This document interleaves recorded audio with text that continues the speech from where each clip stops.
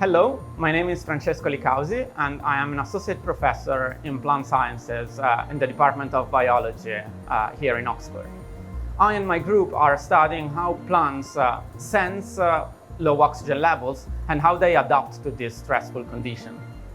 Oxygen is extremely important for plants as it is for us because it acts as a terminal electron acceptor and it allows energy production in cells through oxidative phosphorylation.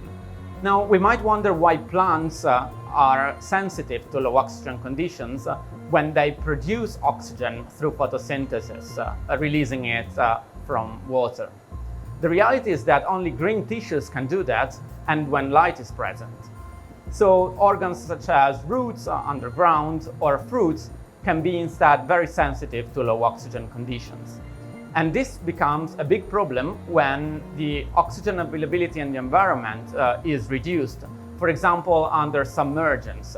And this is because gases diffuse very slowly in water, and this creates severe hypoxic conditions for plant organs. So now our experiments require plants to be treated with different oxygen concentrations for very long periods.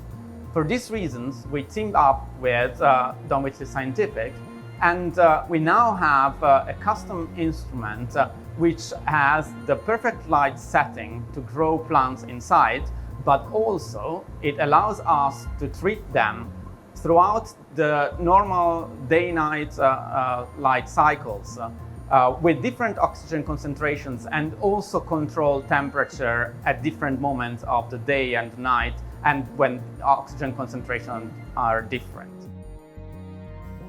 Hi, I'm Monica. I'm a first year DPhil student at the University of Oxford, Department of Plant Science. As we know, most of crops, including wheat, are very sensitive to oxygen limitations. Some plants, including rice, are actually an exception since they evolve some mechanism to grow under submergence and thrive. And they're also able to germinate under flooding conditions. So what happens is that when the embryo grows, it produces a little hollow leaf that is able to, as a snorkel, reach the surface and then allow the gas exchange with the environment.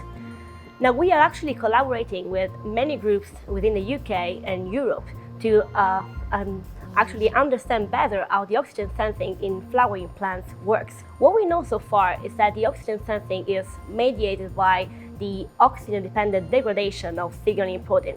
And this degradation is mediated by so-called NCO enzyme, which stands for enzyme assisted oxidases.